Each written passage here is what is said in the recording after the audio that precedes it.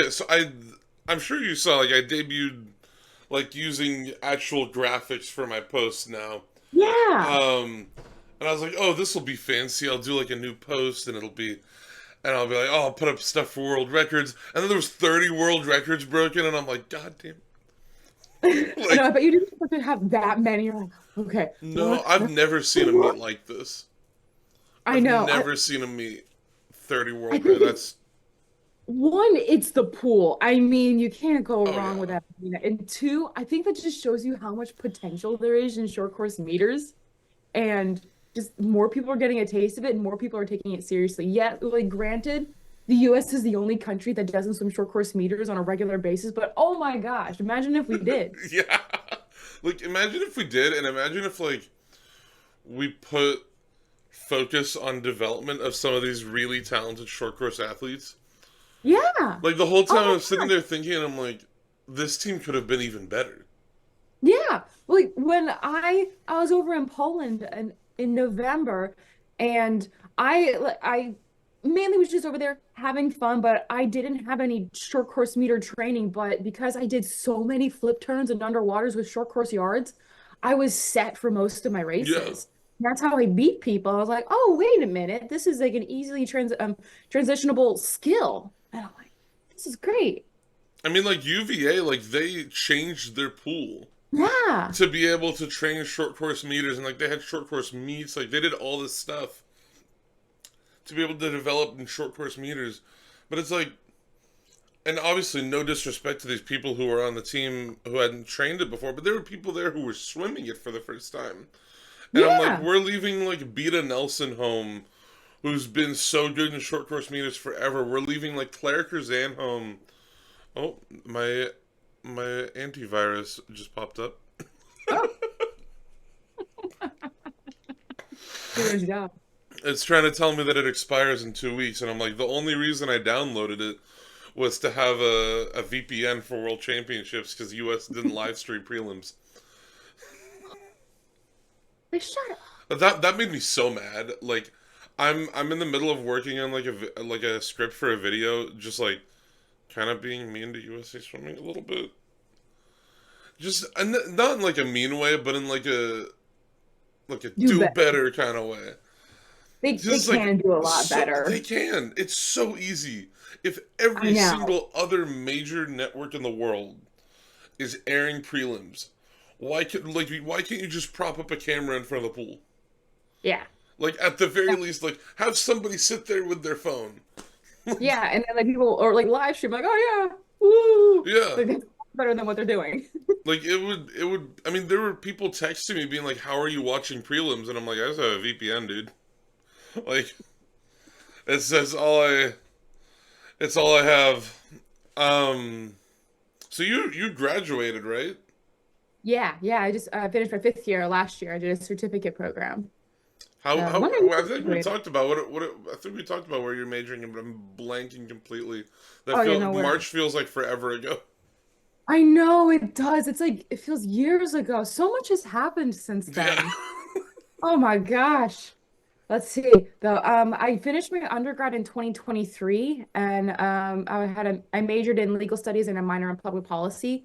And then this past year I just did a fifth year certificate program at the extension school in business administration and entrepreneurship. It was just kind of a filler program. That's what everybody did and came in for a fifth year and you came we all came to swim. But I made some great friends there and Yeah. I also met my boyfriend there, so it's even better. See, I'm going to San Jose State. So I met my girlfriend on my last year on my college team, and Oh, then we both like happened to she's doing animation at San Jose State, and mhm. I'm coasting through the communications program. So like That's she's been like, I'm so busy, and I'm like, I had an assignment to write an essay, and I had like 3 weeks to write 1,000 word essay. and you could just like crank that out. Yeah, I finished it in like a day, and it's like I don't know, the communications program it's really hard is what we'll say. To keep it at the same difficulty. Yeah. So you swam at this meet in Poland. It looked really cool. Like, was it just like a random like international? Like, was it akin to like a pro swim series meet? So oh my gosh, it was actually a memorial meet for Marco Petroviska. I'm mispronouncing his name, but I found out about that meet from David Marsh, a woman from Germany that used to be involved with ISL, reached out to him asking for swimmers if he knew of anybody, and then he sent it on to me. I'm like, cool. Are you going to this meet? He's like, no. And I'm like, okay. And I'm like, well, what do you know about this woman? He's like, I don't know. I don't know. But all I but all I had to do to go, like all I had to do was just get myself there and then they'd cover everything else. So I Oh, sweet. yeah, it was great. I'm like, you know what? When am I ever gonna go to Poland? And like I'm not doing anything other than training right now in Berkeley. And then I also coach as well, but I'm like, okay, I want to get some racing in and other than just train, train, train. I I was so nervous to go over because one, I was by myself. Two, um, most of everyone was so nice when I met them, but in the beginning, I had no idea what to expect. I was like, am I going to get kidnapped? Are they actually going to pick me up? What is going You're like, on? was this just an elaborate scheme? No, actually though.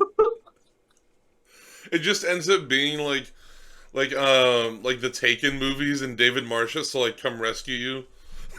Oh my gosh. No, literally. Oh my gosh. But it was wonderful. I ended up giving a swim clinic there the next day and oh, I'll be right back. I have to go. I was treated like a celebrity there. It was awesome. If you ever want to go international and cover a swim meet or the people, that's a wonderful one. I'm dying to go back. But let's see. Oh, this is already tarnished. That's okay. So because I was a world champs medalist, I they had a bunch Oh, of that's these for me awesome. to sign.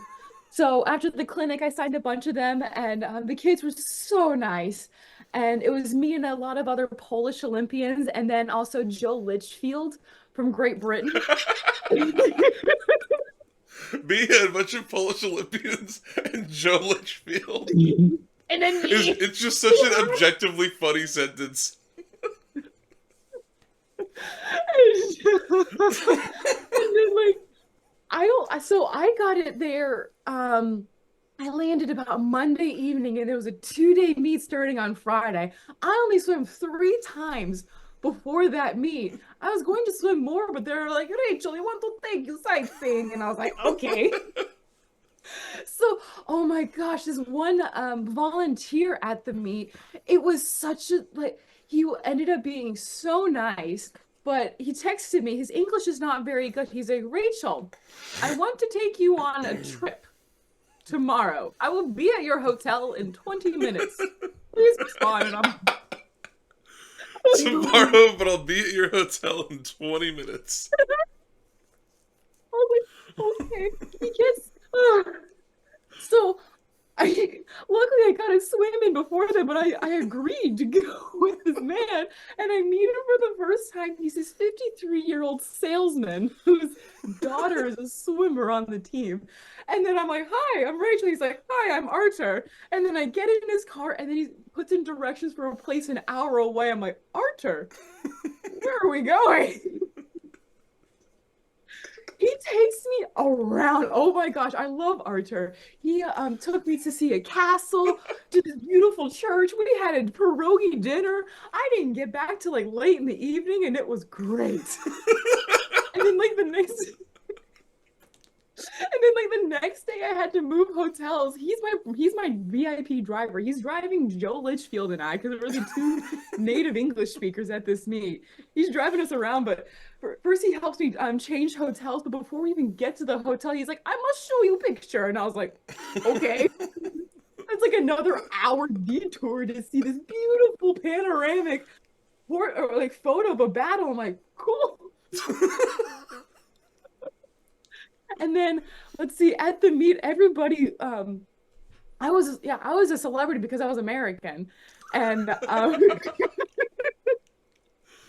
But I had a lot of people asking me about college swimming in the US, and I'm like, do it if you can do it. And then, yeah, I won the 100 freestyle and 100 butterfly, which was great. So I got um, these two medals for Oh, it, those look and cool. they're really cool. And then let's see, I also got a bronze in the 50 free, and then I got a silver in the 200 free. So I was just going up so much on the podium. I got to You're do a like, it was awesome. I would love to go back. Oh my gosh. And then the last night, one of the meet organizers was like, Rachel, you're going out with us? And I'm like, people are going out? Sure. I like how they phrase it like a question, but like, you're coming, you're coming. I'm like, I don't know what else I'll do, but yeah, sure. That's so I stayed funny. up till 5 a.m. Oh my for god. the meet.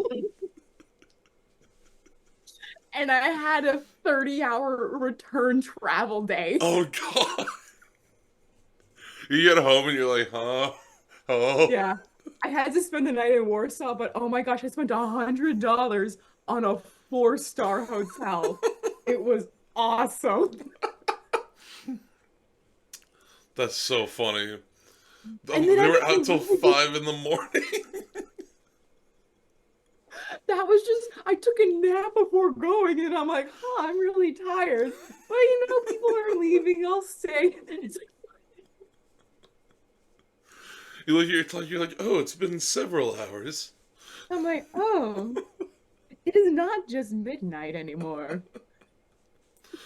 At least they waited until the last day to ask you. I know. Well, apparently it was common knowledge, and then I ended up being the only swimmer from the meet who went out, and I'm like, God damn it! This is a really good look for America. But yeah, At maybe least the Americans Poland's still go out. the Polish people remember American swimmers. Just they're good at having fun. Yeah, they're like, she's like Rachel, she's here, and I'm like, ah. And then I was smiling so much at the meet that they're like, ah, Rachel with the Hollywood smile, and all. I'm just picturing they like we're like, all right, we want to get some international swimmers. We want to get someone. They're like, we'll take anybody, but whoever shows up, they're gonna have a good time. I I don't think they were like expecting to get me at all, but oh my gosh. And then so many of the kids, they wanted my American swim cap with my name on it because in Poland, it's a big deal if you can get like a fast swimmer's cap or like a famous swimmer's Yeah, cap, and they all wanted mine. And they don't give those out a lot. And I kept on saying, like, I'm so sorry, I can't. you're like, guys, this is like one of the only ones that I have. And I'm like, this is like one of one. I can't give you. But and then I brought some Cal latex caps, and I'm like, but I have these, and they're like, oh, Okay, good. I have a Cal latex cap somewhere in the corner. I have so many caps. I don't know where my. I have here. These are the ones within arm's reach. I got a care package in the mail yesterday from Herbie Bem. Oh yeah, because you were at Yeah, that. That's so fun. yeah. So he sent me a dome cap. Okay, this is insane. He sent me a dome cap. He sent me like a silicone cap, like the fancy silicone caps, and then Ooh, like a $40 T-shirt. nice. And I'm like, I feel so special. Like I like cried. I was so excited. And then I have a That's UC so Santa nice. Cruz cap. My Cal cap is sitting all the way there in the corner. It's gonna stay over there for now. It's too far away. My God, honestly, I was just happy to see that you were still swimming. Like, I think in swimming, like we have so many fun people. Like, I was so bummed when I saw that Zach Harding was taking a break or I'm not sure what his I plan is. Like, know. he's so I much fun. I I'm just grateful that I got to be on one team with him. He is awesome. Oh, He's but so funny. Like, I know. it's on my bucket list. I've had this idea for so long. I'm like, it would be really funny to interview someone, but like be playing a video game with them while I'm interviewing them. Right? Like it would be That so would be funny. that would be awesome. Yeah. I'm like, I'm just waiting for someone to be down. Like, or at the very least, just like, it doesn't even have to be an interview, just like casually playing a game, and I just upload a video of like me playing XYZ game with this, or like, it'd be so funny. Like, Zach Harding is a big Settlers of Catan guy, and I'm like, Oh my if gosh, I I just ever learned how land to an play interview with him, Catan. I'm gonna be like, Zach, do you want to play Settlers of Catan? Like, it'd be so stupid, but like really funny. No, It's on the list. I've only played Catan once, and oh, it's so much fun. A I've lot of only played it strategy. like once. He would destroy me. Like I Okay, so would no, lose so you and I have bad. to play it, and then Yeah. we can like, what do we? Dude, I'm so down. Like I've always thought it would be funny, like to just tell somebody that I'm setting up an interview with. I'm like, so like, do you have a video game that you really like? Like, there's something. Is there something we can do here? It'd be really funny. Because I'm like, that's not something anybody's doing. That's not like that's just a stupid idea that I have. Or what if you found a way to do like Super Mario Kart Yeah. or some Oh my racing god, that'd game be that everybody so knows you funny. like? So tell Like, me about your last meet. Ah! No, no, come on it's, with it'd me. be like Hot Ones, but infinitely more chaotic. Yeah, like I'm Oh going my! the wrong way. I'm going the wrong Oh, I dropped.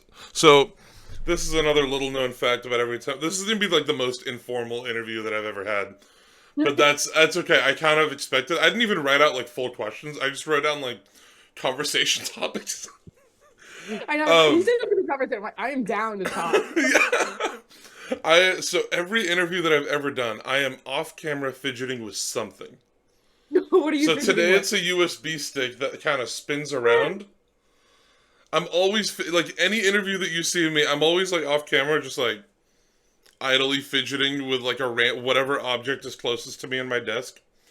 Like I have a Stitch plushie that just kind of sits here, so I Okay, just that's kind a of good sit here one. like fidgeting with that sometimes. Um, but yeah, I was really glad to see that you were still swimming after trials, and like 75% of the reason that I wanted to set up an interview, I mean, beyond like we had a lot of fun last time, Oh yeah. um, was I think my interaction with you at trials may have been like my favorite memory from the meet. Aw. Um, and like I never told you this, but I almost cried after our interview. I cried. Yeah, fair enough. I cried. I was Um, like trying so hard not to cry in that interview. well, because like, and I was sitting there like I was almost about to cry. We Um, should just started crying. well, because they told We me would the only next cry. day.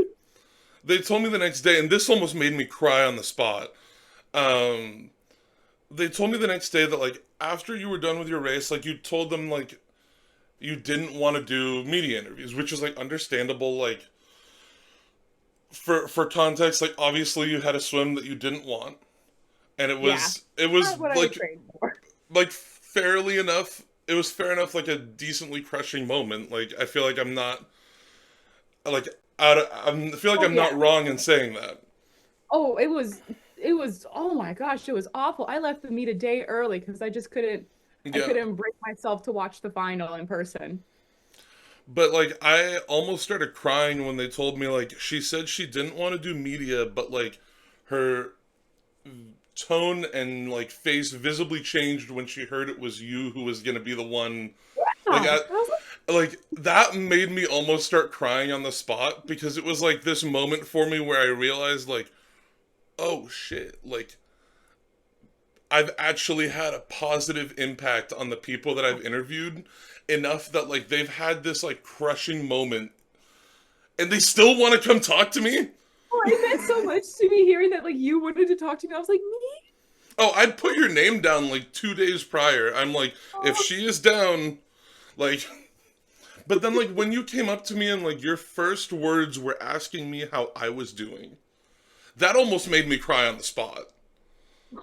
Like honestly, I was just sitting there like, huh, hi. I'm gonna cry thinking back to that moment. It was oh that was I oh almost started crying on the spot. Like So part of the reason why I wanted to set up an interview was just to tell you that like that was like this really special moment for me because it made me realize like that I'd been able to have this positive impact that I've been wanting to have on people.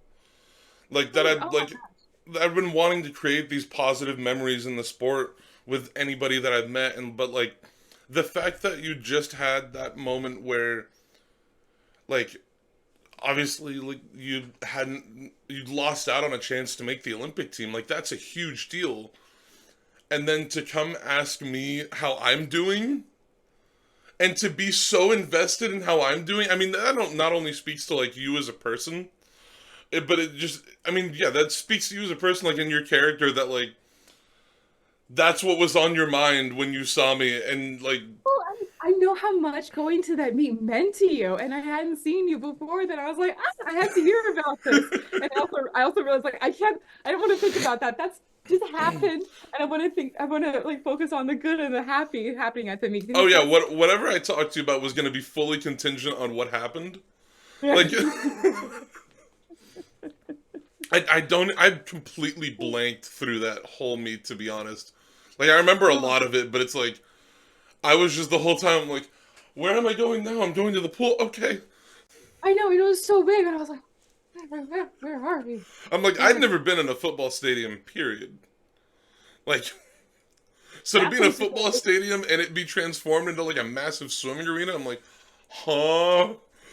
yeah, no, there's just so much walking. Oh my gosh, the locker rooms there cracked me up because in the shower area, they're like 8, 9 feet tall. Because So they're you all just walk massive in there to guys. rinse off after you swim. You're just like this is meant for a football player. You get like somebody like I'm trying to think who's like a no Haley Flickner wasn't swimming. She's the only like Oh no. shorter swimmer I can think of.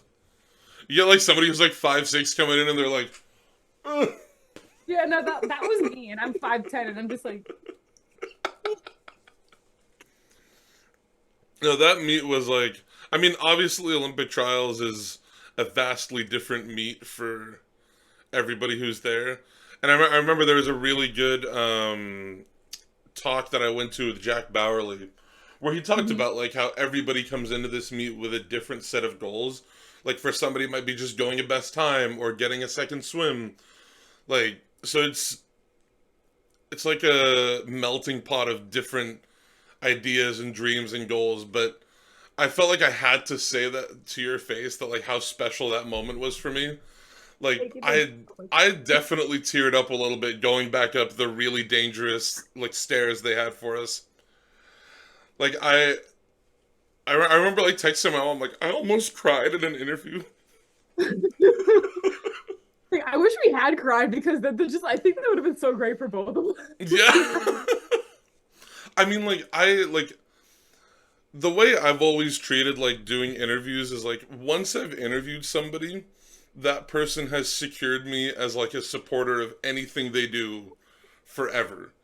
At like these world championships, like I was regularly texting with like people that I'd interviewed and like coaches that I'd talked to, just like checking up on them and how they were doing. Like I recorded, there's like a Lebanese Olympian that I interviewed. I recorded his race so he could send it to his mom.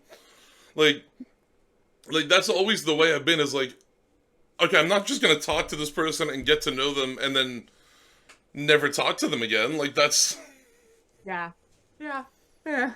yeah, Swimming's too small of a world to do yeah, that. And you're going to run into somebody again, and then also that's not your personality yeah. at all. That's just like a hi, really nice to meet you.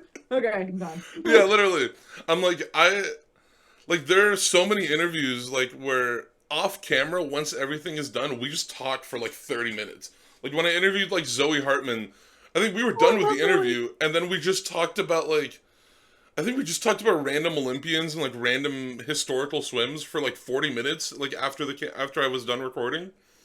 Like cuz she also her and I have like a shared history together. She swam for a high school that I competed against and we graduated Oh, in the same year. So like I'd see oh, her all the time at meets, but she had no idea. oh. I'd try and catch up with Zoe when she was would come back home, and because she became best friends with my best friend from club swimming, so she's a great person. Oh, she's And so much fun. he's in Nashville now at, I think, physical therapy Yeah. school. Yeah, Yeah, yeah. I texted her about it a few weeks ago. She said she was having a good time. Like, she just wrapped up her first semester. Yeah. Oh, I'm so happy for her. She deserves it. I think also she was just at a wedding too. Some Yeah. Georgia from alum got married in New Orleans, and they're like, "What?" Um, That was probably like a crazy party. oh yeah, oh yeah. I can't imagine. Oh my God. But yeah, I mean that's like such a perfect example, like Zoe. I mean, like somebody that I have. I mean, shared history is a really strong word. I feel like because it's like tangentially shared history. We swam at the same meet for 4 years, Yeah, but it's it's the same like, feeling. yeah, but it's like it's just so important to me that like, I mean, it kind of was proven to me at trials that like that was working, that like I was able to have that positive impact and like people remembered who I was. Like, because I've always said, like, if whatever platform I have, I mean, it's not a big one, but like, whatever platform I have, I want to use it to bring up people who I think are cool, like, people who I think have interesting stories to share or are just like good people. But it's like, I also want to bring up the sport as a whole. Like, I mean, it's called Big Friendly Swim Podcast for a reason. Like, but it's like at Olympic trials, like beyond my interaction with you and how fantastic that was, like any press conferences that they did, if it was somebody that I'd talked to, I could tell like physically their reaction and their demeanor changed. Like I'm sitting there in an interview, and it is like Anna Poplawski, like Keaton Jones, Erica Brown, and somebody else. I don't remember. And they're going through all these questions, and I'd done an interview with Anna last year, and I had she told me the story about how she would like got scratched in to make the world championship team, and how she found out while she was like quote like scarfing down Panda Express. So I thought it would be really funny to ask her. I'm like, so last year you found out you made the world championship team when you were eating Panda Express. What were you doing? She started dying laughing. Like it's little things like that where like that whole meet was like a whirlwind, but that was the most rewarding part of the meet was like people that I'd met and people that I'd interviewed being able to like shake their hand in person and be like, what's up? Like people's parents. Like on the first day I was there, like the first 3 hours I was even in Indianapolis, I saw Josephine Fuller's parents and Abby McCullough's parents. Oh, And both of them like thanked me for interviewing their daughters and like there's so many people that I've interviewed who I didn't know that it was their first time being in an interview setting. And like they've thanked me and I'm like, I'm thanking you, man. What do you mean? Like I'm just getting to meet all oh, these cool people and it's like I'm, but you that have meet such a especially great was such a personality. positive experience. You wear your heart on your sleeve, and everyone can see it. It's awesome. We need more people like you I'm in I'm just having in fun. sports media. Like it's grown farther than I ever thought it would. Oh Like yeah, there are oh yeah. things that I've gotten to do. I'm like, really? Like seriously? And it's only getting started. Next thing you know, I would not be surprised if I see you at like the next World Championships, just like Dude, I on want deck. to.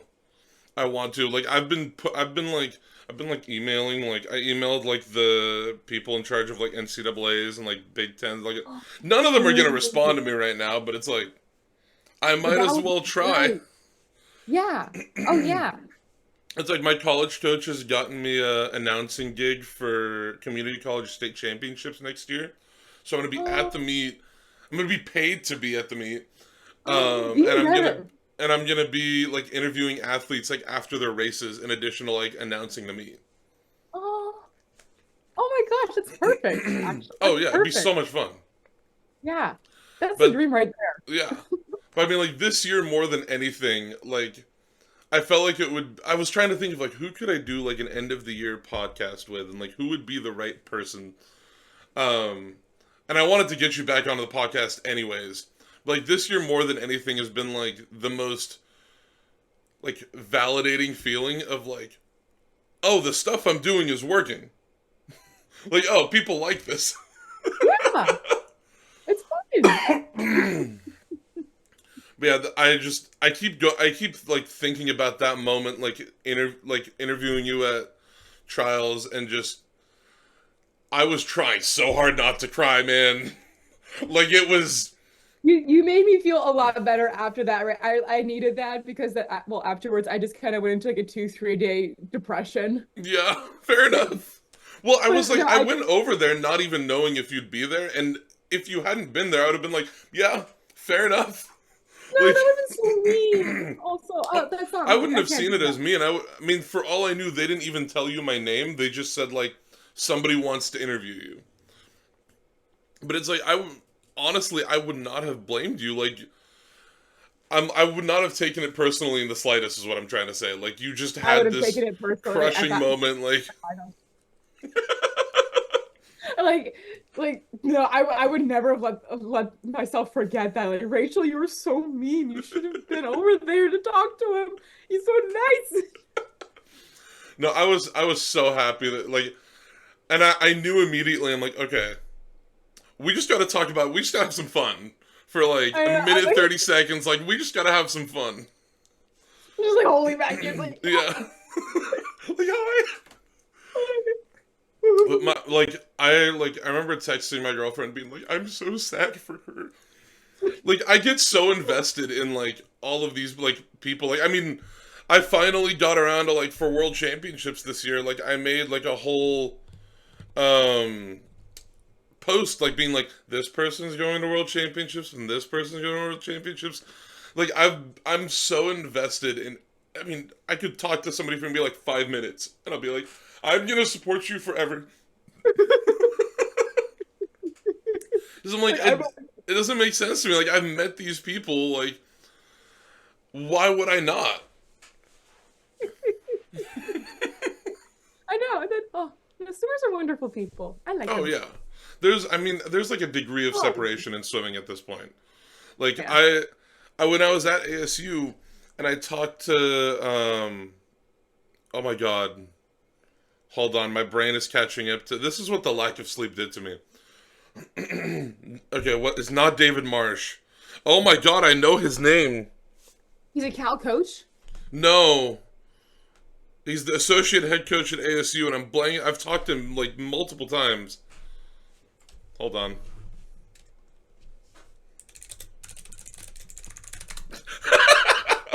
I'm not looking it up. What? Dave Salo. Well, Oh why my would you? god. I Dave don't know how. Salo? Yeah. Oh, yeah, that's right. He's over there. Yeah. I'm talking to him and I'm like, oh yeah, he's like asking me about like my swimming history. I'm like, oh yeah, I swam for Las Positas College in Livermore. Just doxing myself on I swam for Las Positas College, I swam for Jason Craighead, and he's like, oh yeah, Professor Craighead taught me my classes at Santa Rosa Junior College when I was in community college. So Dave Salo not only swam with my coach, but also was taught by his dad at community college. And then to top that all off, Ray Luz also swam with my coach because he used to live in the Bay Area. I didn't know that. Yeah, like there's a degree of separation between everybody. I guarantee you, there's probably like you were talking about like people on the club team, right? At Yeah. Berkeley. Yeah, I have two Yeah. friends who swim on the club team at Berkeley. So like you probably know somebody who knows them who knows me. Like We need to like swimmers need to get out more. yeah. No, but like I think it's kind of beautiful. Like there's so many like ways people can connect. Like there were people coming up to me at trials who I'd never seen. I'm like, I don't know you. I've never seen you, but hi. Who were like so happy just to meet me or so happy just to talk to me. Like there were coaches who are like, "Oh, I love the stuff you post." And there was like, I think there was at one point like a little kid who came up to me. I was like, "Oh, I love the stuff you post." I'm like, "Hi, hello." We're gonna go cry again. Yeah. Literally, I cried multiple times at that meet. Like it Oh was. man, like that's a at that meet, you're going to cry so many Oh yeah. tears of like happiness, sadness. There's like no in between. Oh You yeah. either have the meet of your life or Yeah. I mean, like, I wasn't even swimming, and like I think this is just the level of investment that I have is like anybody who I knew who was swimming, I'm just like I just like am like panicking for them the whole time they're swimming. And I got in a little bit of trouble in the media zone because I was cheering loudly. that's a good thing to get in trouble for. Oh yeah, which I'm like, why are we getting in trouble for cheering when like right next to us is like 20,000 people? Yeah, like what are people doing like recording in there? That's something that like I'm definitely gonna do next time is like buy a ticket to be in like the stands for a day and Mhm. like get to experience the meet as a fan. But it's like I didn't want to miss out on like any of the I didn't want to miss out on any of the media stuff. I'm like, you guys Yeah, tell me because we got Caleb Dressel waiting for us. Like I'm gonna go to that. yeah, It honestly kind of worked in my favor. Like I was because I was on my own there, and like Swimming World magazine, for example, had like 8 people, yeah. and I'm just sitting there like on my own, like, hi, Ahmed Zaid, Big Friendly Swim podcast. It kind of worked in my favor that like I had it. First of all, I had a goofy name. Like I had a goofy name for the podcast. Like that got people's attention in press conferences. And then half the people who were there, I'd interviewed them. So they already knew me. Yeah. So people kind of paid attention to that. So like when I emailed like Swim Girl being like, "Hey, can I do an internship with you guys? Like how do I apply?" They're like, "Don't even apply. Like you're in. Just just Oh, just start writing for us." And I'm like, "Okay." like, okay. Like all right. But it like so like I owe it to people like you and anybody who's ever sat down to have a conversation with me because I'm like, and like the way that I see it at least is like I've done 80 odd interviews at this point, and it's like I wouldn't be here without the first one that I did, and I wouldn't be here without the most recent one that I've done.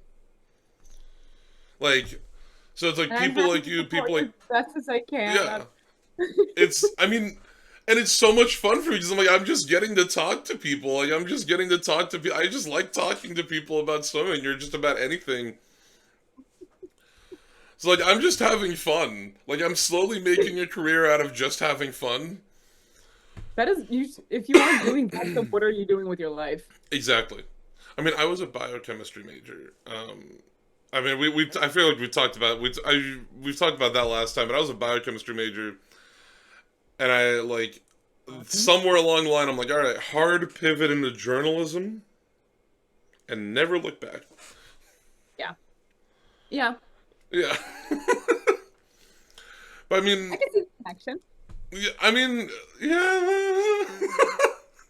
There's like the through line there is that like I did biochem because I loved the lab work and I loved Hmm. like the collaboration of working with people in labs, and like that was really fun for me, and that was how I like retained the information.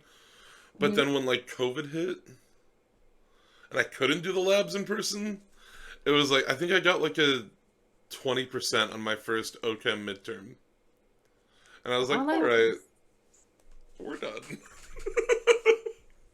Maybe not do this right now. Yeah.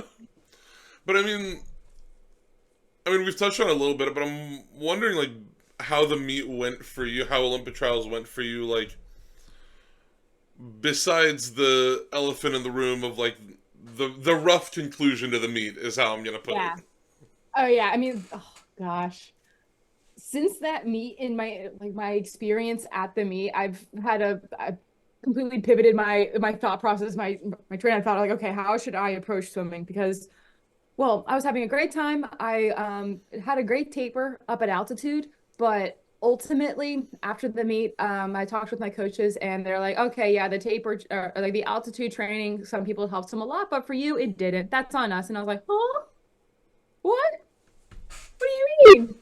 So very sad afterwards because I had spent a lot of time training physically and like mentally preparing for this me trying to take care of my body outside of this, and I was like, okay, this is like a whole lifestyle I bought into, and it didn't exactly panned out. And I had a great world experience. I had a great end of my NCAA season, but this not exactly what I had wanted. Um, but oh gosh. Yeah, after that, I spent a few weeks at home, just kind of regrouping, seeing some friends, not doing a whole lot of anything. But then I ultimately decided to come out and spend the rest of my summer here in Berkeley. I still knew no matter what, I wanted to continue swimming. I owed that to Yeah. myself. And so I did not want that to be my last swim ever because then I always knew I would always know that later on down the road I would regret that when I'm no longer physically able to do what I'm doing now. I didn't want to look back and be like, oh, should have done this, could have, should have. No, I didn't want to do any of that. But came back out to Berkeley, and honestly, what helped me regain my love of swimming in a different light was coaching at a country club over the hill. I didn't train at all. I was just like, okay, I'm going to work. So I was in the water coaching kids, giving private swim lessons multiple hours a day. I made bank. It was great. And then whenever my boss asked me to like, oh, we need a coach to swim this race. Can you do this? I'm like, nope, I am not racing. He's like looking at like the world championship and he's like, damn. Yeah, no, I'm like, I'm not swimming. I'm sorry, it's not time for me yet. But just seeing all of those kids, just have fun. I coached a bunch of 6-year-olds, and they're just there diving down to the bottom of the pool, not caring, like not caring who I was or anybody else was in the pool. They're like, coach, and they would just go do their thing. I'm like, you know what? That's what swimming is all about. Being the little kid at the end of the day and having fun. So that shaped my approach to swimming professionally now is as long I wanted to be able to swim for the right reasons. Not to make all of these big teams, those that would be nice. And obviously I want to, but that's not the main goal here. The main goal is to have fun and make sure I'm enjoying the process. The moment I stop doing that, then I know my time has come where I need to step away from the sport. But I truly love this experience. I mean, I went to Poland. I was just US Open was a little bit of a quiet meet, but it was great. I got to see a bunch of coaches that I hadn't seen before. My baby niece, she's 9 months old, but she was there watching me swim, watching. What do you mean? She won the 200 butterfly. Yeah, she apparently really liked watching swimming. So I'm hoping that when she's older, they turn into a little swimmer. And then also just let's see, what else have I been doing? I also coach at a nearby hotel and spa in the Claremont. I don't know if you've heard of that Oh in yeah. Berkeley. Yeah. So there's a fitness club there and there's a little recreational swim team. I help coach and oh, I love my boss. She's so supportive towards me and what I do, and I love her for it. And she's just so cool too. Are they like a club team? Like, do they go to meets? No, they just compete amongst Oh, themselves. nice. Yeah. So recreational, like some of the kids though, they genuinely want to get better, and then I've enjoyed learning from my boss as well. She's very knowledgeable, and she treats it like a club team. She goes to the coaches' clinics. She pays attention to what's going on in the world of swimming, like with all of the world records being broken at short course worlds. She would have the swimmers swim that event and honor the world record. Oh my god, well, okay, no, the 200 fly world record for the women did get broken. I was gonna be like, it's a good thing the two fly world record didn't get broken. There's so many records, like, oh my god. I'm like, I watch because none of my immediate friend group is really into swimming. Like they're getting there. I'm educating them. They're getting there. I know. Like And they're starting to remember. But even they knew. Like they were like, "What the hell is going on?" Like the first night of the meet, 4 world records in a row, and then 2 more at the end of the meet. Like it was like even they knew. Like, oh, this is a crazy meet. Like it was I think the most was 7 in one day. I think the first day of the meet with prelims factored in was 7 world records in one day. And I'm like, okay, can we take short course meters seriously now? Like yeah, can we exactly. can we take it seriously now? Like the rest of the world does. Yeah. Oh my gosh, I was trying to text my boyfriend about all this, and I was like, "Oh my gosh!" He was like, "This is the." He's also an athlete. He's trying to make it as a professional rower, so Oh, he's nice. gets what's going on, but not really. Yeah. He's like, "It's good." I'm like, "Yes, it's so good." Oh my god. See, Bella was a swimmer, but she was never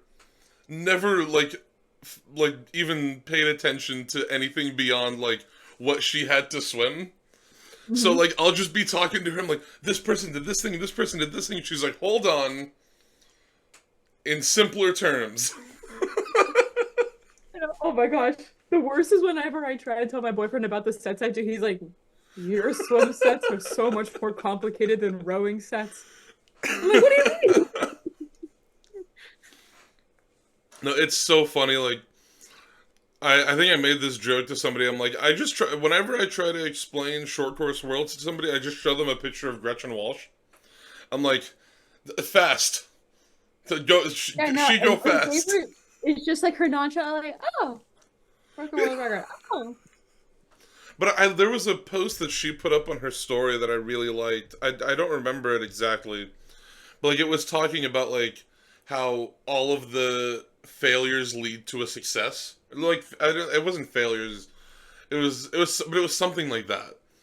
And I'm really happy she posted something like that because I think for a while like I say people, but I'm mostly thinking of the swim comment section. Um, People like spoke negatively of her because they're like, "Oh, she's a wasted talent," yada yada yada, and I'm like, swimming is hard. Like it is Yeah, really hard to train and peak for Olympic trials or world championships or anything like that. So like just being able to make the team in itself, like I think somebody like USA of all yeah, teams. somebody like Emma Weber who didn't even make it out of prelims of the 100 breaststroke is Yeah, should feel just as proud as somebody who made it to an Olympic final because you made it to the meet. Like you gotta can put win. that on your resume for the rest of your life. Yeah, exactly. And it's like in that moment, you just have to trust yourself and know that you did everything you could in that moment. Yeah, And like you could have been better before, you could be better in the future, but I mean what you were matters is how. talking about like sort of knowing for yourself that like you did everything that you could, and that like you like were put everything you had into it, and at least you knew that you did that. And like I was kind of tearing up when you were talking about all that stuff. By the way, I didn't let on, but I was a little. There was a few like there was a little bit of water going down.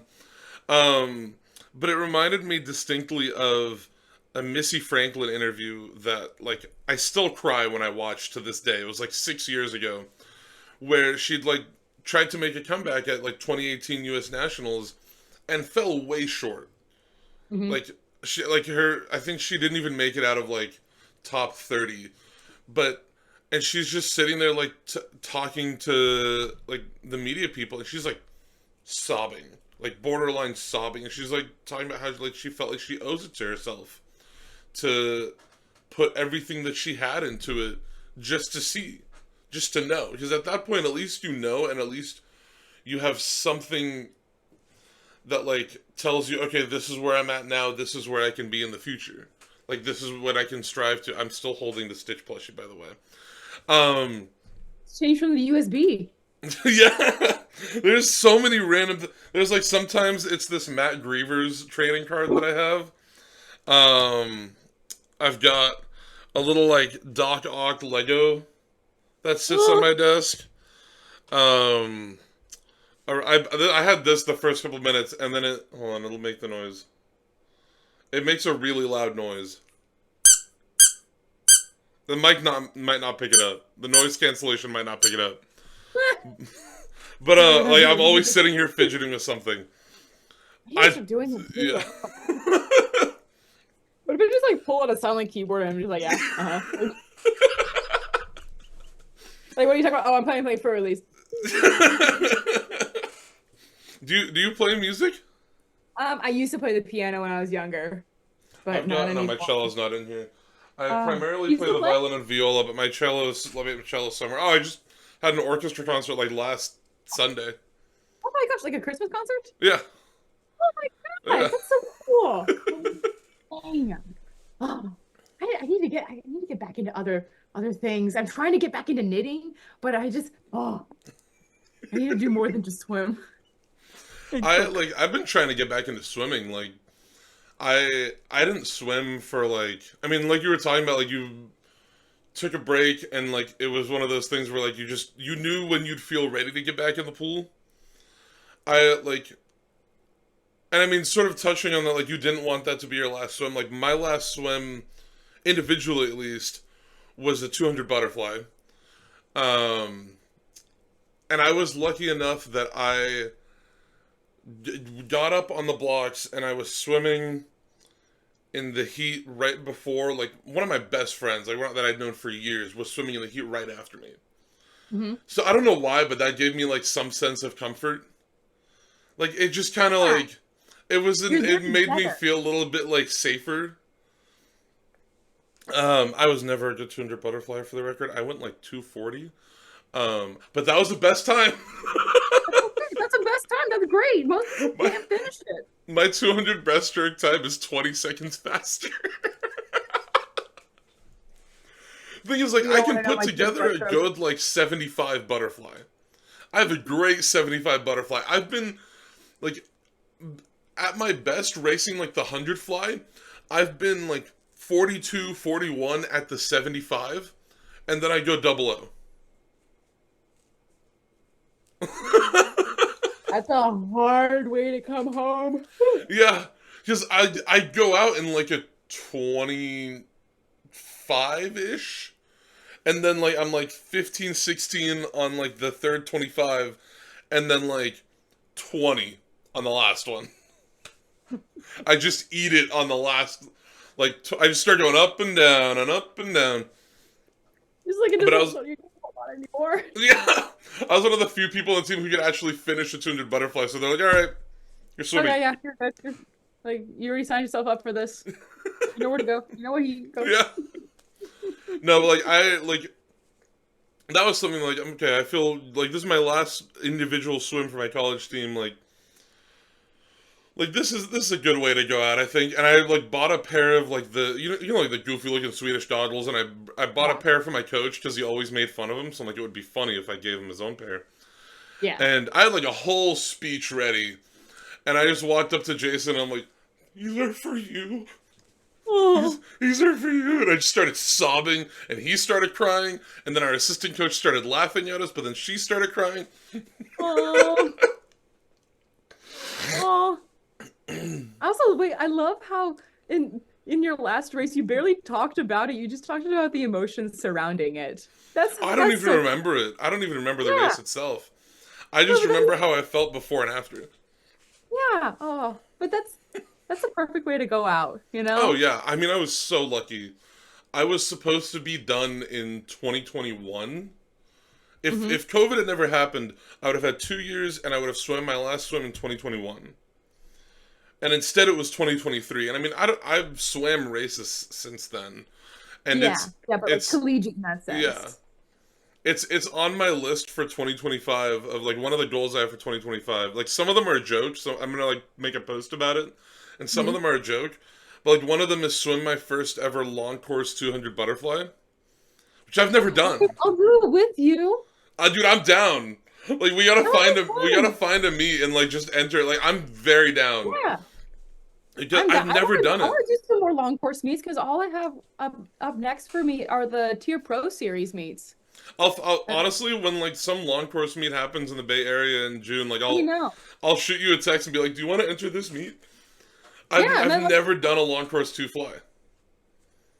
It's the one thing I've never done. it's a grueling event. Yeah, that's why I've never It, done it. I'm like, I just want to finish it. I don't even care what time I go, because it's like I just want to. I've even done everything in short course meters, mhm. because like Because that's my even harder to. It's, because my club team used to train in short. We have a short course meters pool like down the road that we used to train at. So I've done everything in short course meters, but I've never. That's the one thing, and I'm like, I gotta knock that off the list. So that's the only like I fun. think serious swimming related goal that I have for 2025.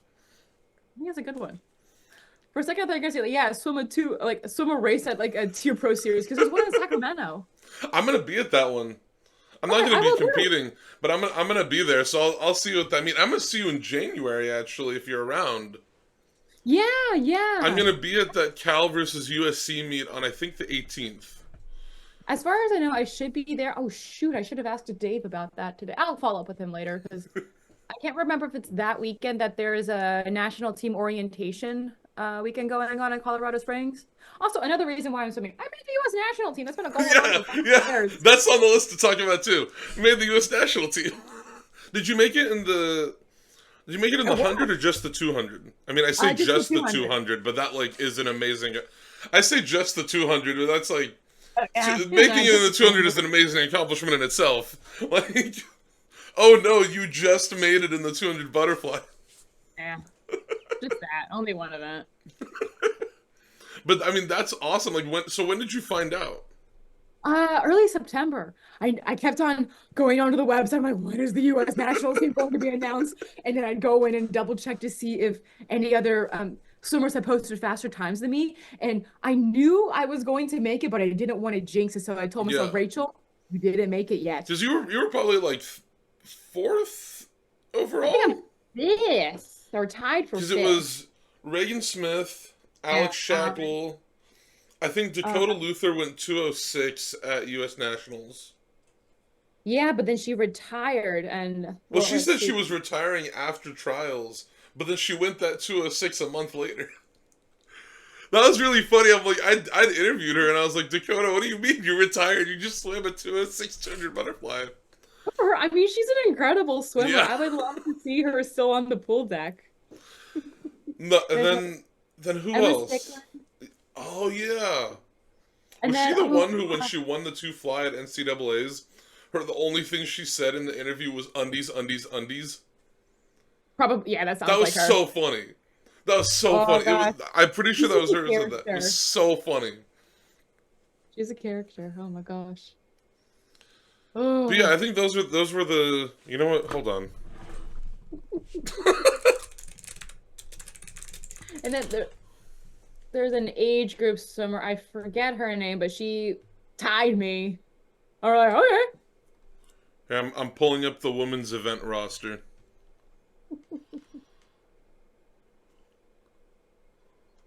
This is definitely the most informal interview, but I don't care. I know. I mean, We're yeah, we we're already just know. we're just hanging out. Yeah, I know. I'm like, okay.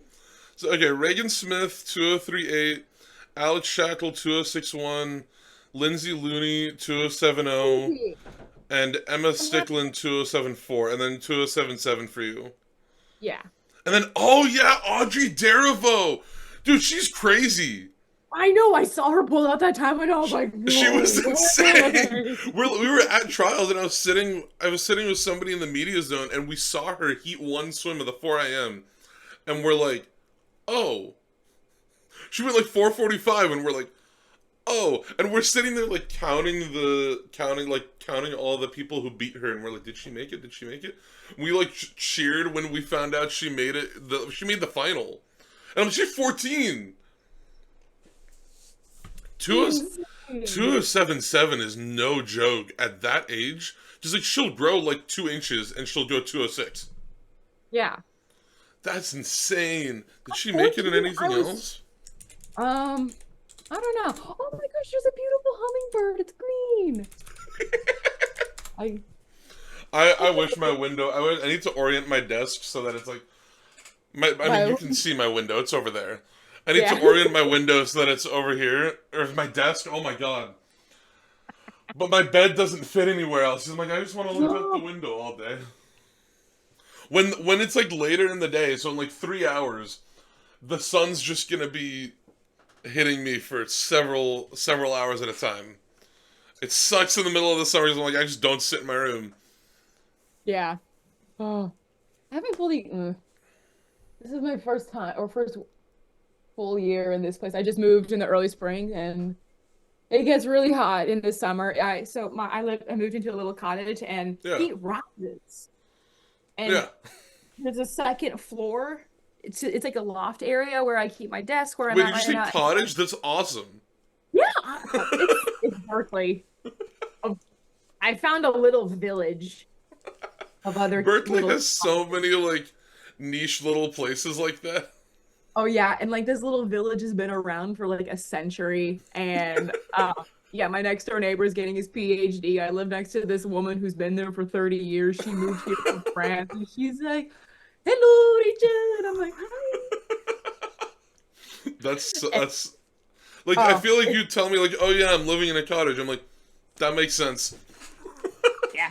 No, I love my place. I have my little living room downstairs. I have an in-unit washer and dryer, which is Woo!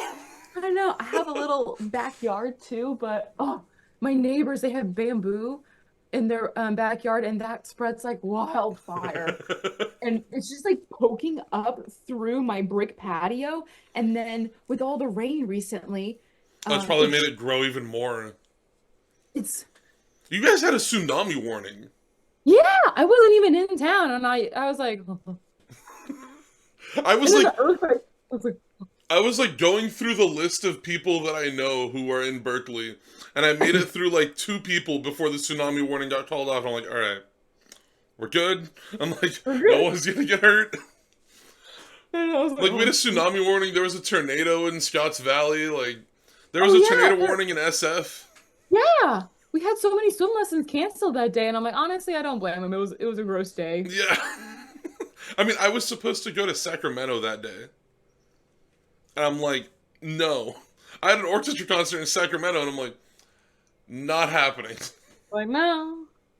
Like, oh no, we lost one of our four violas. Everyone will care.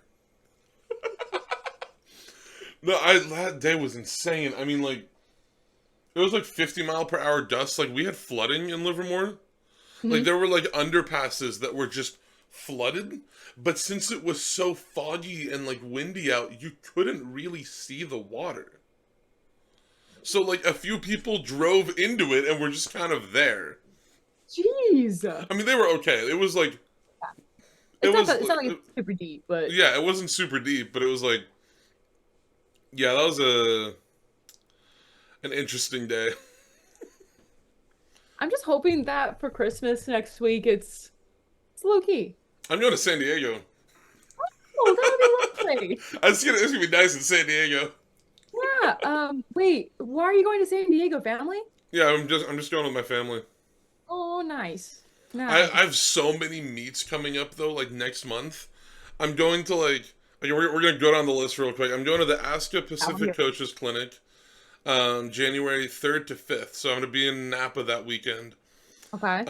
And then I'm going to the 10th and the 11th. I don't remember which one is on which specific day, but I'm going to a UC Santa Cruz meet, and then I'm going to a meet at San Jose State. I mean, I'm going to a meet at my college, like, Yeah. um, But and still, you're then there. following weekend I'm going to University of Pacific, and then Cal, Hmm. and then following weekend I'm going to hold on. I'm going to a Cal State East Bay meet on the 25th. And then the following weekend, I'm waiting to hear back from the Stanford men's head coach because I want to go to the I think it's the Stanford versus Cal meet. I think I'll probably just show up to that anyways. I'll just sit in the Yeah. stands and be fun. Oh yeah, and then I'm sure you can like maybe talk to people Yeah. afterwards. Be like, Oh, just yeah. remember, I mean, like it's if cool. Like, when at they, this point, like, people will see me and come up to me. I'm yeah, like, hi. like yeah, I know me. When I was at ASU, like, I'm just sitting there casually talking to, like, Michael Andrew. Which Yeah. I Oh, got to Michael's so sit at a practice. I got to sit at a practice, and this was like week one of Michael Andrew being at ASU.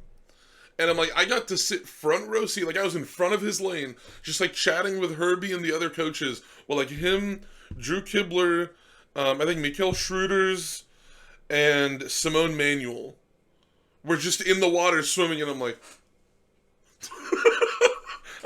hi. oh wait, that also reminds me. Is it true that Drew Kibler's retiring? I have no idea. Is he?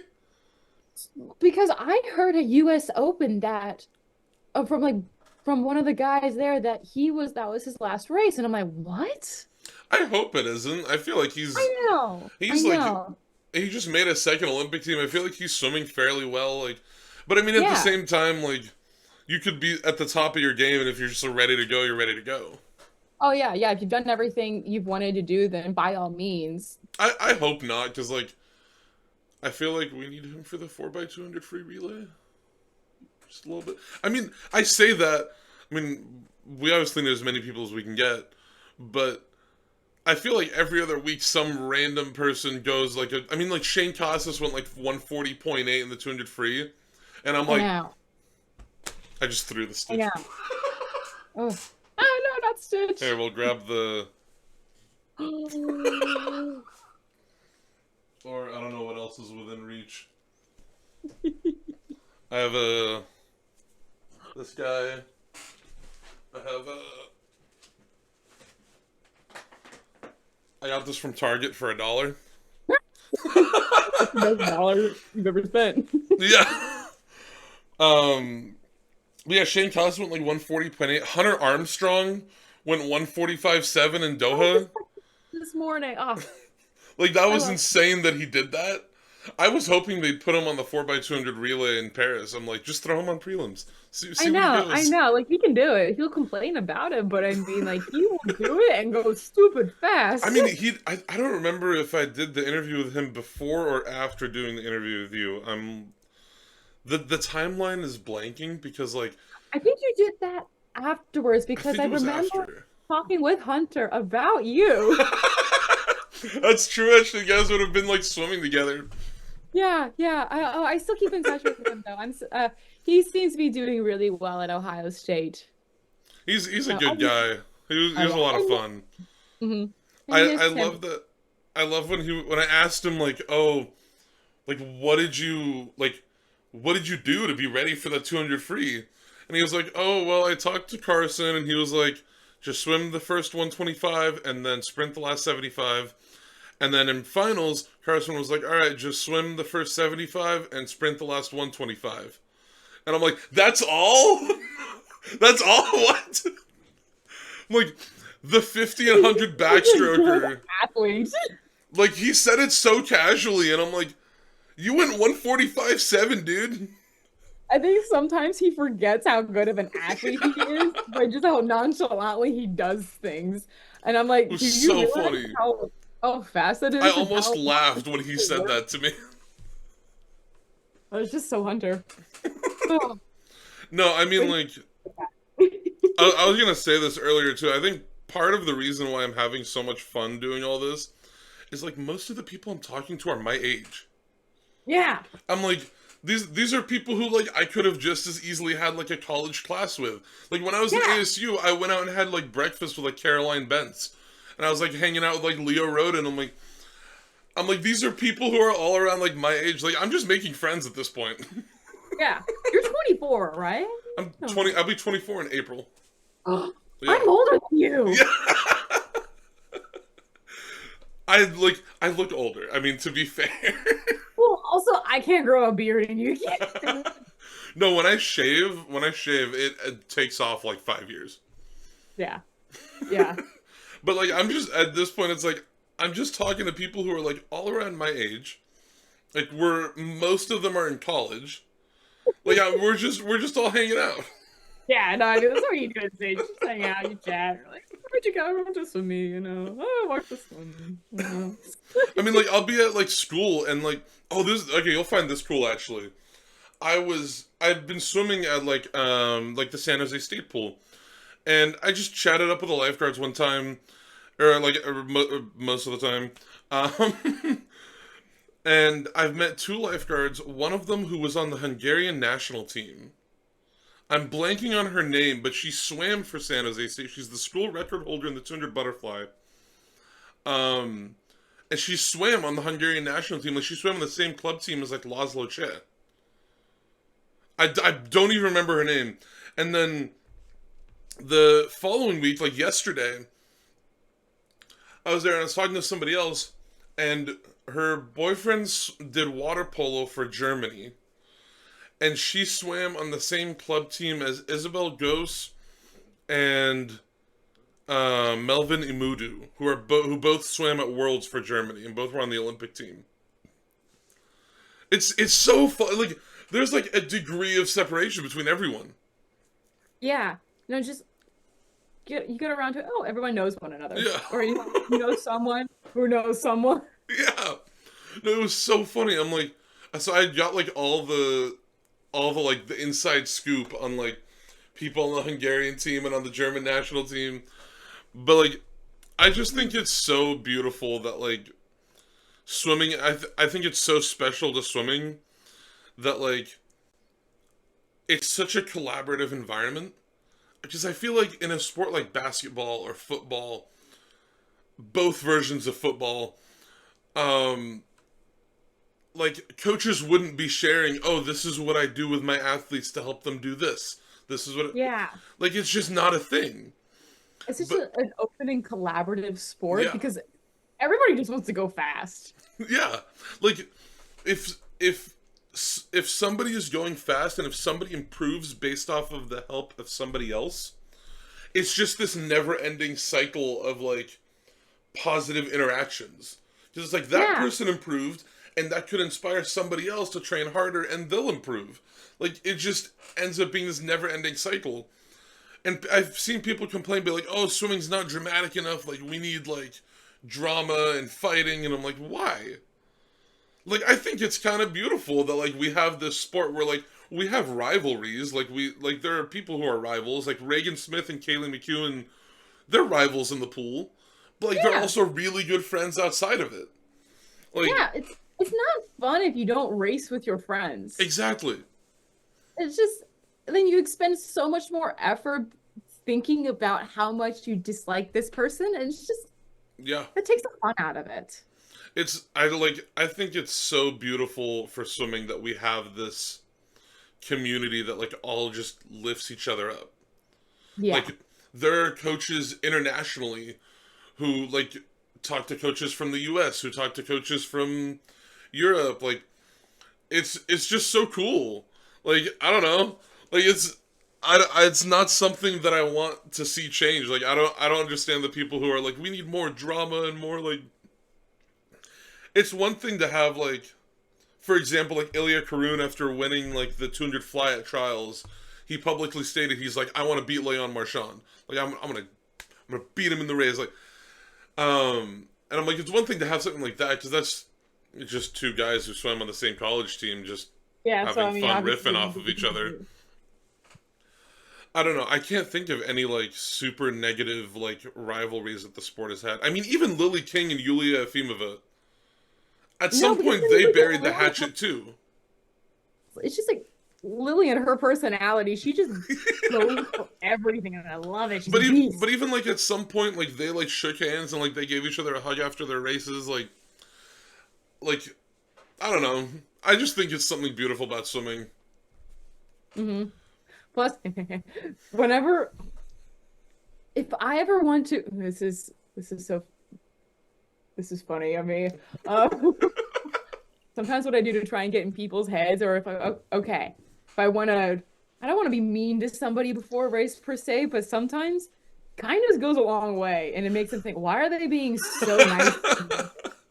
And then when I was a club swimmer, because I was so much faster than a lot of people in Kentucky, um, I didn't want people to talk negatively behind my back. So I would just be so outwardly nice to everybody.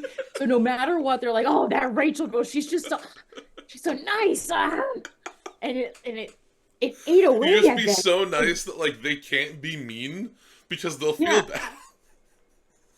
And then that consumes them. That's that's such a funny strategy. And then it works in not only just swimming. One time, I I with one of my next door neighbors, we used to be best friends, and then we had a falling out, and then no matter what, I wanted to make sure he could at times tend to be a bit violent. So I wanted to avoid that at all costs and also avoid him talking about me behind my back. So I would go out of my way to be nice to him in little ways. So if we were like both leaving at the same time, I'd open the door to the Yeah. gate. Hi, have a good day, and all these things. And it just like ate away at him inside to try and like, be silent to me. And I'm like, you can't be. You just kill him Huh? with kindness. Exactly. And he's like, and then other people, so because he would just try so hard to be mean to everybody. And it's easy if other people didn't reciprocate it back to him. But me, I'm like, oh, hi, have a good day. Yeah. Yeah, I mean, it's. I think that also just speaks to your character too as a person too. That like, that's your base instinct is to just be nice to people. Yeah. Oh, Like, yeah. I mean, there are definitely meaner people out there in the world. Like, I'm trying to phrase this in the best way possible. I think especially in the current way things are going in the world, like we need more people like that. Like, More people to understand yeah, as well. So many people are quick to jump to conclusions without hearing both sides or trying to understand. And I'm just, it's, I just like I miss the days when like like I love, for example, like I love debating with people who disagree with me. I'm like, as long as you're not arguing something that is specifically personally attacking somebody and we're just arguing based off of, or we're just debating based off of like factual information. I love debating with people who disagree with me because I'm Mhm. like, first of all, it's just fun to learn it. Like maybe I'll learn something that I didn't know, or they'll learn something that they didn't Yeah. know. Like it's something. It's Yeah. just it can be a positive experience. But I feel like now people are like, no, you just want to attack me personally, and I'm like, nah, And man. everyone, Like I everyone's just getting want to offended. talk. Yeah. Yeah. No one can agree to disagree as much. Yeah, I And feel like we've gotten uh, so angry. yeah. Oh, And it's yeah. like, I've never been able to understand. I'm like, especially if somebody disagrees with something that I think, like, I want to know why. And like, in some cases, I've changed people's minds. In some cases, they've changed my mind. Hmm. Like, I think it's something that I wish we had more of. Like, just basic human interaction.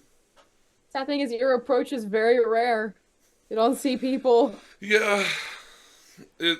I mean, I've had that people get mindset. angry with me just for like wanting to have like a friendly debate with them. I'm like, dude, I'm not trying to like personally attack you. I'm trying to like go get a cup of coffee and we talk about something just for fun. Like Yeah, exactly. It's like, oh, you happen to find yourself here. I'm like, oh, okay. Well, tell me more about why you think this way. And it's not. I've been debating with people in the NBC sports comment section because they're like, oh well, this meet was easier. This meet was easier to break a world record at. How? And I'm like, The world literally record. how? Literally how? The world Like, record. like, especially considering like the people that everybody thought would be breaking world records weren't at this meet. Like Leon Marchand wasn't there. Like Tori Husk wasn't there. Kaylee Yeah. McEwen wasn't there. And 30 world records were still broken. I didn't think the US women would get those freestyle relay world records. I know. They just kept on eating them up. Like I was shocked. I was like, "You're telling me you beat a world record where somebody went 49.9 on the anchor leg? Like that's that's insane." Yeah. I've been doing some debating myself, and it's been driving me a little bit crazy. Like people are like, "It's easier at this meet," and I'm like, No, "It's not though." it's not. What the water slipperier? I think it's just like the I think the reason why there was so many world records broken, and I think the reason why we'll see so many in Singapore next year, is I think people are finally starting to catch up to the polyurethane suits. I think there was like a period of time where like they were steadily catching up, but like now it's like okay, we've caught up. Like I think give it a few years, those world records are all those 2009 records are gone. I know. Well, do you know how many are left? Let's find out. Because I thought that all of them were gone, and I thought, All the oh my, short course ones are gone. Well, by I think, technicality, all the short course ones are gone. I'll explain why in a second. There's one, two, so the 2, 4, and the 8 records for the men in long course are still mm. around. Oh God, Aaron Pearsall's 151.92. Oh, I met him one time. That was such a crazy He meeting. seems like such a chill dude. Like he seems like he's just like the stereotype of California surfer.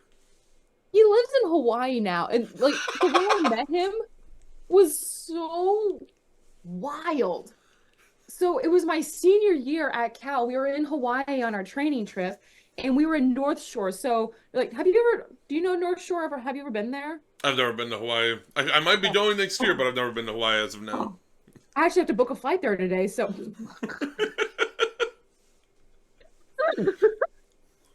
but North Shore, when you go, you need to go there. It's awesome just to see. That's where Half Pipe is, and all the professional surfers they go to learn how to surf or to practice surfing. So you have these, um, like the Volcom House there. You have all these big surf companies. They have houses there where they put up their professional surfers and they just go and surf all day. But anyways, we were there watching the surfers sitting on the beach. I don't go in the water there because the current there is so strong. It's incredible. But then David Marsh, he was like, oh yeah. And then like Aaron Pearsall is going to be coming and joining us. And I'm like, what? Aaron Pearsall. And then I like look to the right and he's like emerging over this giant like sand dune. There's waves splashing behind him, the sun coming down. He's like got And like a cinematic entrance. yeah, he has his sunglasses on, he's sun-kissed and in Bermuda shorts, and he's just like walking out. And I'm like, He's like, hey guys, hey, Mary Pearsall. yeah, no, literally. And I'm like, That's such a funny visual.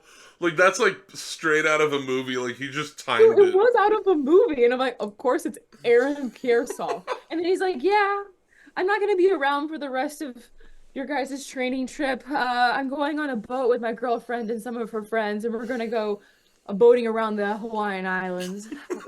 And I'm like, He really just retired and now he's just doing random side quests in Hawaii. Like I think last I and I heard was too, he's like, working as like a lifeguard. Oh my, he is the stereotype of just like chill surfer guy. I love that. I just love the visual of him as a lifeguard. Like I feel like I remember Rowdy Gaines saying like that he works as lifeguard now. I mean like I wish he'd hung around for a few more years. He was so fast. I know. I mean no one's been the last time somebody went 152 was like 12 years ago. Yeah. I think it was 13 years ago. I think it was 2011 World Championships. It was like Ryan Lochte went 152.9. And so like And then nobody's been faster than like 153.3 in the 15 year or the 13 years since then. So 1, 2, 3, 4. There's the 400 free relay world record, but that's in 2008. But we'll count that 5, 6. So 6 records still remain for the men, and then the only one left for the woman is the 200 butterfly. But yeah. that one I think Summer McIntosh has got that locked down at some point. Yeah. What year was that from again? Isn't it like That was 2000? October 2009, 2018. And she Yeah, and it's like to this day, no one in history has been 202 in the 200 butterfly. yeah. That's an insane metric to me. Summer And McIntosh went do that? 203.03 though. Didn't Like she do that swim at a meet that wasn't televised and then she retired yeah. afterward? No, she hung around for a bit, but she Oh. never she because I'm pretty sure she made the she won gold in 2013 at Worlds. Yeah, she Mm. has a 2013 Worlds gold medal. She went 204.5. So she still was like she still went decently fast like for a post supersuit era. Like she went 204.5 in 2013 and then she won bronze in Shanghai in 2011 where she went 205.9. So I mean, she still hung around for like a little while longer. I don't remember if she made the 2016 Olympic team or not, but I know she was in the London Olympic final where she got eighth in a 207.7. So I mean, she's still like she was at least somebody who had like some international success afterwards. Yeah. Um, So but then I would think, I don't know, besides the super suit there, I think there was more things going on behind the scenes. I mean, That there was the 800 freestyle there was 800 freestyle world record where it got broken by 7 seconds. I'm not kidding. Um, like Grant Hackett went 7:38.6 in 2005, and then 2009 Zhang Lin went 7:32.1 and Osama Maluli went 7:35.2.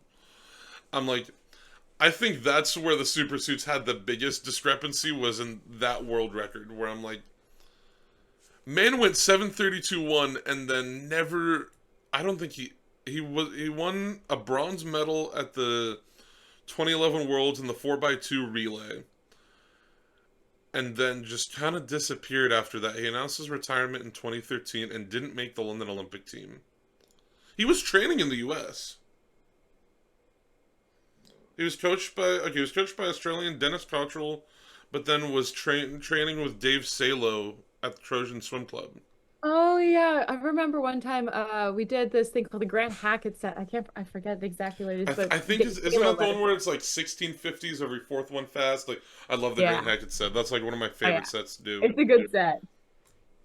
Yeah, he didn't even make the London Olympic team. I mean, to be fair, if his best event was the 800 freestyle at the time, the 800 free wasn't offered.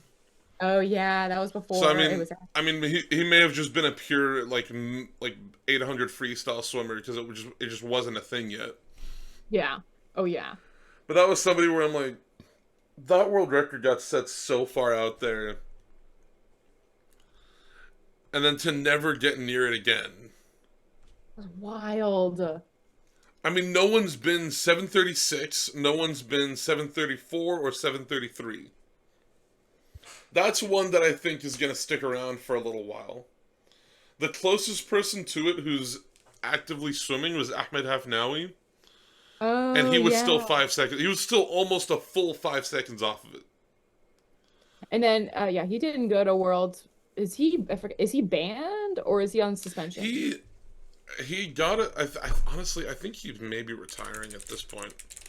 Yeah, girl. Um, he missed some drug tests, I think, but he also Oh yeah. hasn't been swimming, as far Yeah. as I know. So I'm like, it might be the same situation as there was this one Turkish swimmer who retired and then like a year later got a 3-year ban for missing drug tests, and I'm like, she retired, like she's not swimming anymore. Well, they're very serious about that. Once you Yeah, retire from sport, you gotta go in yeah. and log that you're retired. Oh yeah. I mean, but it says provisionally suspended, so it's not very clear what's happening with that yet. Hmm. Let's Yeah, I don't see. know. It says provisionally suspended, so it doesn't say it's like confirmed. Interesting. Very interesting. Yeah. All right. Well, oh my God, we've been on for an hour now. Oh my God, no way. I didn't even look at the time. I have to I go. I'm knew. going to San Jose in like 20 minutes. I'm getting picked up in like 20 minutes. Um, but But you need to go get ready. I mean, I'm just gonna jump in the shower and I'll be chilling. I'll be ready to go. But last thing I want to talk about with you, and like, I just want to know what's. I mean, you can see here's the bird. What's next from here? Like, what have you got? Like, As much as you're yeah, comfortable sharing, obviously, but like, what's yeah, next for Rachel Klinker? yeah. So lots in the store. Let's see. Well, swimming wise, I'm getting ready to go with well, I'm still training with Cal. I'm a pro bear now. Um, oh, pro bears is like I'm like the only person on it right now, so I'm like, woo! Holding down the fort. Um, let's see. Going with the women's team to Hawaii for their 10-day training trip this early January, and then Tia Pro Swim Series meets, and then the trials meet in June. I want to see how fast I can get. So, Yeah. I mean, in addition to just training as well, let's see, what else am I doing? I'm studying for the LSAT, so I can take that into the year. Oh, I have an Elsa book somewhere here. Oh, we could, I don't know if I don't know if I'm gonna like actually take it, but I'm like strongly considering it. Mine is like, I don't know, it's deep under my one of bed mine. somewhere. I found like an old book at like half price book, so I'm like, this would be fun to just like read through and like see if I I'm mean, interested. yeah, I mean, it's cool. It's cool. Yeah. Oh, it's gonna be time That would consuming. be so funny if we ended up like taking the same LSAT. We can organize that. So we go so we fly, and then afterwards we go and Yeah. take the LSAT. Taking it like same place we're taking the LSAT. We just get in the pool, do a two fly. Yeah, That'd be hop so out. funny. Oh, that would be so painful. But yeah, I have that in store for me. In addition to this, I'm also trying to build up my own personal brand. I'll be launching a website here soon in the next few weeks, so I'm working on that. It's very exciting. When you have it, So, send me the info and I'll put it in the description of the video. thank you. But yeah, just working on that, trying to build my own personal brand, find sponsorships, and just Yeah. people who believe in me, and hopefully I can help them too. Because I don't think there's enough people out there promoting, yes, fast swimming, but also just the love of the sport. Yeah. So if I can help inspire a kid, just be like, yeah, go out and do your best with a swim clinic I do, then I'm quite happy. But yeah, I'm as of right now, I'm still continuing to swim. I'm having fun, loving the process, and I would like to go to LA 2028 swim through there, but if the time comes along the way where, okay, I've had enough, that's okay. But for now, LA 2028 is the end goal. Yeah. I think that's great. I think especially like being able to like have the foresight to be like, I would love to be here, but if plans change or something differently happens, like at least like you're at least training with a goal in mind and having that in like the forefront of your mind while still being able to pursue other things is really rewarding, I think, because it keeps your options open. Oh yeah. Oh yeah. And then just the type of people or the type of people I've met along the way has been so incredible. So it's just I want to see I want to see where swimming can take me. I'm Yeah. not quite done with it yet. I remember like when I was done swimming for my college team, like I think doing this podcast ended up being like a beautiful form of like almost therapy for me Hmm. because it was like I knew I didn't want to be done with swimming. Like I knew I still wanted like knew I still wanted to be associating with myself with the sport and like keeping up what I was doing with swimming. So I think this podcast has almost ended up being like a way to give me like a second life in the sport of just like doing. I mean, I was always gonna swim. Like Oh yeah, I swimming get is in a the pool lifetime for like sport. 30 minutes just to be in the pool. Like like I can't not be in the pool. Like I just get into swim just to swim. Or like Yeah.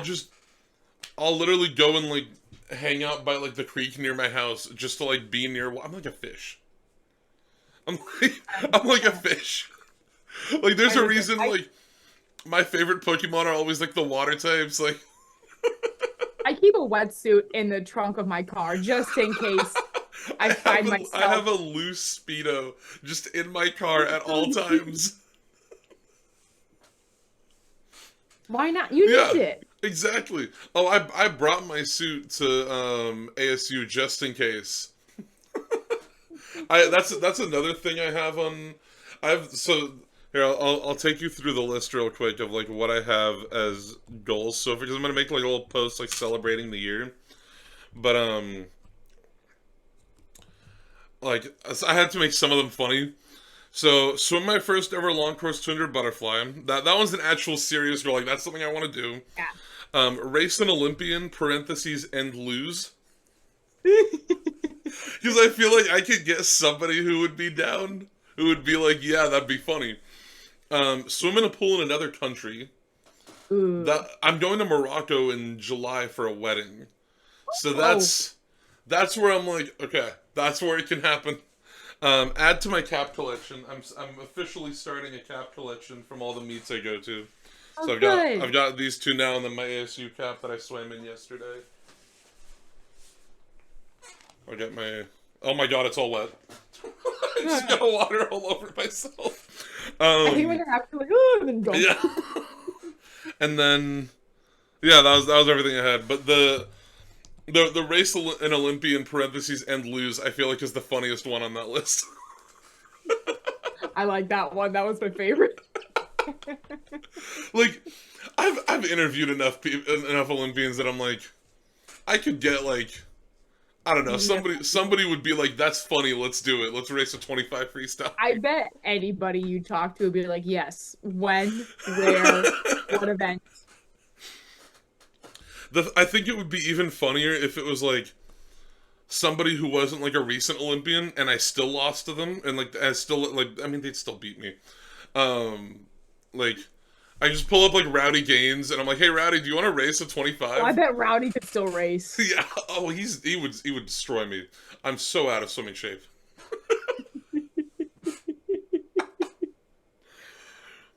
Oh, so you gotta get back into swimming shape so you can Oh give yeah. him a run for his money. Oh yeah. No, I can't let. You know, the funniest part is, like, I admittedly I used to talk. I used to be like, "Oh, Rowdy Gaines sucks at commentating," to like my friends, and I'm like, and then I met him, and now I feel like such a jerk. I've never said this to him. I've only talked to him a few times, but I met him at Golden Goggles, and like he was just so nice. I'm like, I felt like such a jerk. Like he was talking to his wife, and he's like, "Look at him, he's huge. He's like 6'4". Look at the size of his hands." Um, and like and then at Olympic trials, I happened to be like walking near him, like when we were walking to like the convention center, and I just chatted with him a little bit on the way. Like I all of my I think I still stand by my criticisms of his commentary. But I'm always a big believer in criticism does not have to be negative. Hmm. Like I can criticize something, I can criticize a movie or a show, but still really enjoy that movie or a show. Or Yeah. I can think somebody could be doing something better, but I can also know when to keep that to myself. And like how to say it in a way that's not like being a jerk. But I felt so bad. I'm like, you're just a sweet grandpa. Yeah. Like you're just a nice dude. I like It's a I swimming since have grandpa. fully changed my tune on Rowdy Gaines. Like I used to be very critical of him, and I still am about certain things. But I can't help but recognize like he just loves the sport. Like he just Well, loves swimming so much. And I that's mean, so he's even heartwarming. said he's like, I know that I mess up my commentary. Like I know that I get too Oh yeah, excited he and did it. it in his Golden Yeah, Goggles speech. I heard that. I was like, but like I think the sport is better with him in it, is the best way I can put it. Like, I think oh swimming yeah, would be. I think swimming is where it is today in part due to him. oh yeah. I mean, you look at his personality. Despite all of his fumbles, when he's on air, you know it's Oh, yeah. Rowdy. If it, And I yeah, mean, it's like just like his even tone, outside of the excitement. commentary booth, like, he's doing so much to get kids in the water. Oh yeah. Like, I'm always seeing stuff of him at swim lessons, like, helping, like, kids get in the water, especially kids who typically don't have as much opportunity to get in the pool. Like, I love Renegades. I someday I'll tell him and I'll feel really bad and I'll apologize like 50 times. Yeah. But I Oh, think I'm he sure would he's also heard it laugh about before. it. Yeah. Oh yeah. I feel like he'd also appreciate that I wouldn't be like, I've seen people say such mean things about him and like he's just so nice. Like I've had two interactions with the man and both of them were just like, this is just one of the most genuine, kind people that I've ever met. Oh, Yeah, that's my tangent on Rowdy Gaines. I think he's fantastic. I think he's great too. I will go to bat with anybody who's mean to Rowdy Gaines. Well, you won't have to with me. I think he's great. He's so much fun. Like I was so sad when I heard it's gonna be his last Olympics in 2028.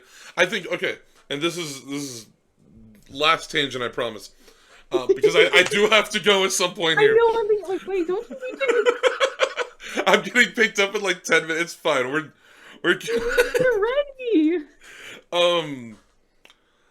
I think the best way you can compliment Rowdy Gaines' commentary is pair him with somebody who is more analytical.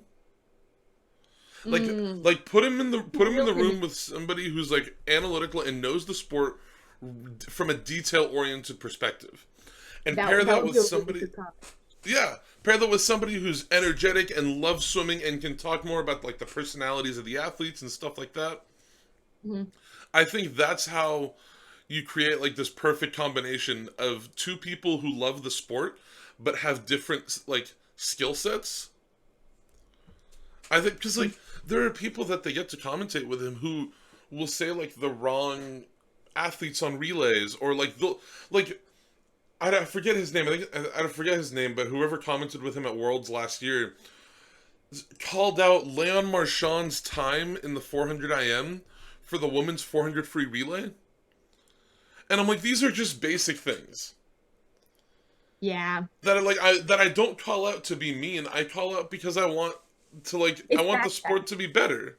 Yeah, yeah. Nothing malicious about it. It's like, Yeah, it's like I'm okay. not calling it out to be like that guy sucks. I'm calling it out to be Yeah. like, Oh, hey, no. just write down the time.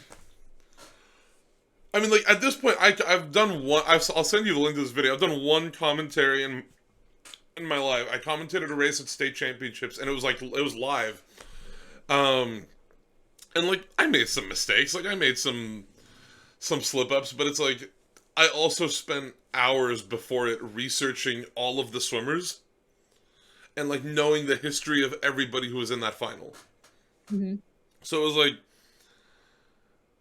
I think it's just something that's necessary for the sport to grow because the average person will be watching it and they'll be like, "Wait, what's going on? That was the time from earlier. Who's that? Who's on this relay?"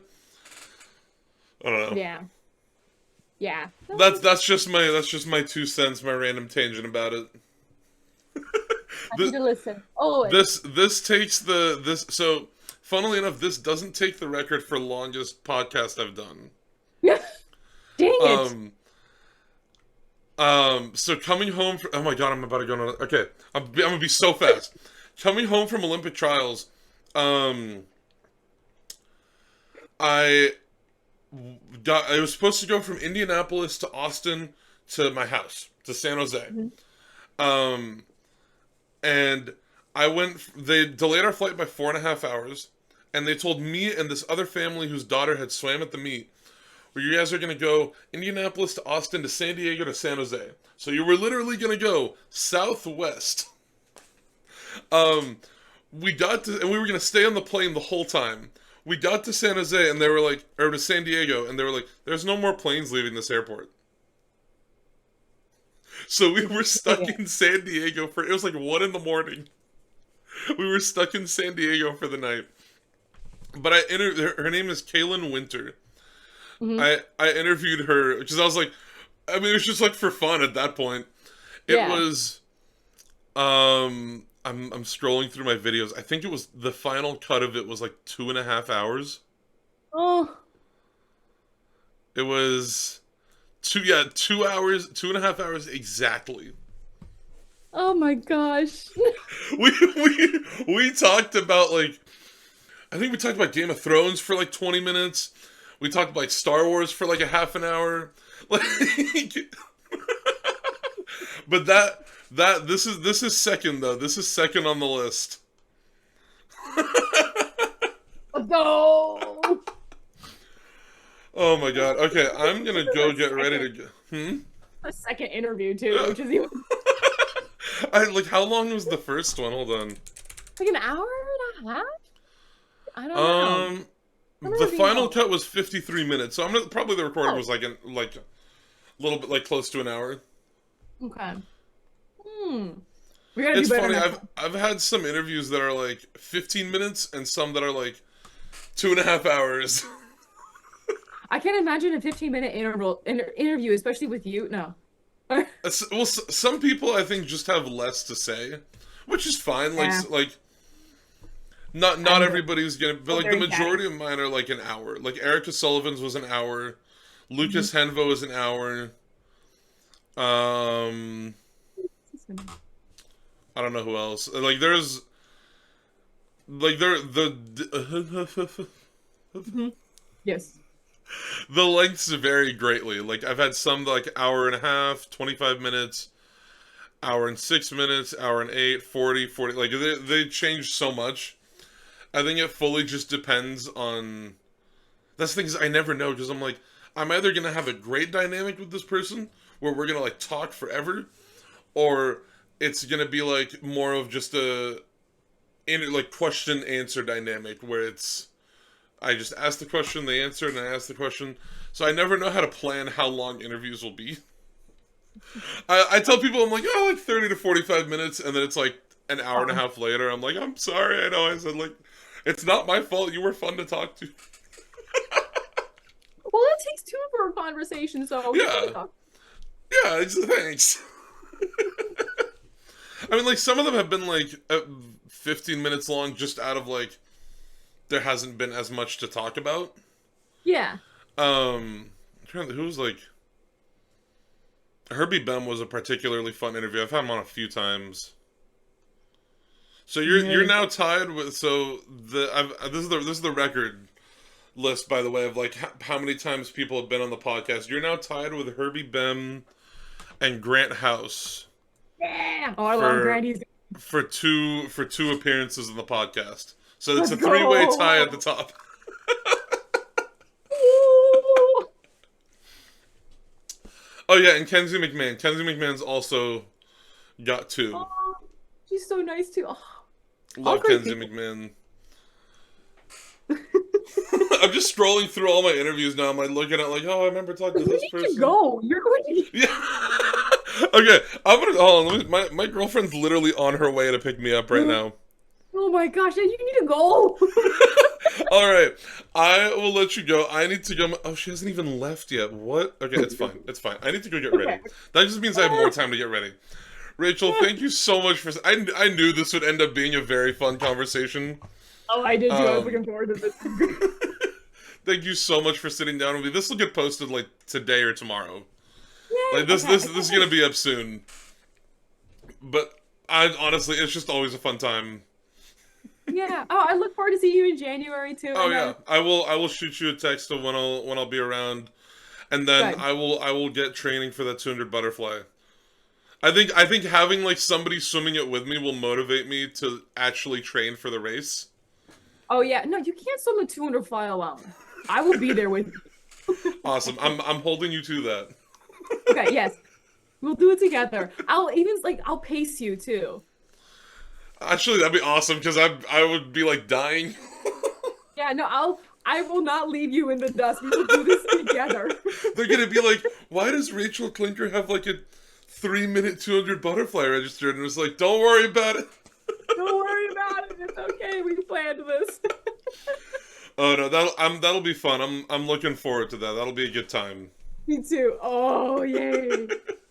Rachel, you have a fantastic rest of your day. I always have so much fun Too. talking to you. Oh, I will see you yeah. next month. Yes, that'll be me. Yeah. Bye. Get ready on Bye. time.